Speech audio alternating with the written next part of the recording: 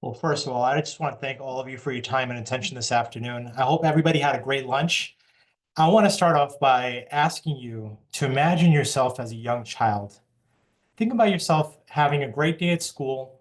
You're on your way home and you're looking forward to that snack or maybe even watching some cartoons. And as soon as you walk through the front door of your home, you notice something is completely off. You walk in and you notice the TV is missing. You look to the right, you don't see the sofa anymore. You go through every room, all the furniture is gone, your clothes are gone, even the dishes and the utensils are gone. You know that your life is not going to be the same anymore. See, I was 12 years old when my mother left us and took everything we had, including the money in the bank. Trust me, I know firsthand the pain of rejection and feeling hopeless. And I know that at least half of you in this room have also experienced a traumatic event in your life. Now, for some of you, that might have been an emotional trauma, for some physical, or sadly, even sexual. But I want to say that I'm sorry that you had to go through something like that. Now, over the years, I thought that if I worked hard enough, made enough money, I would be free from my past. But striving only got me so far. So I want to share a few valuable lessons that I learned from my own personal experience. The first thing that I learned is that while suppressing your past might help you in the short term, it's not going to help you in the long run. You just can't run away from or hide from your past. The second thing that I learned is that internalizing or blaming yourself for what happened is not going to help you either, because what happened to you was not your fault.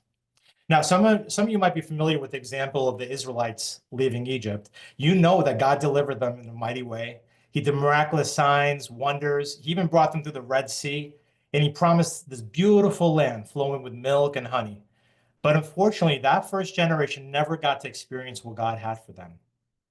Now, in my opinion, what was holding them back was their inability to overcome their past.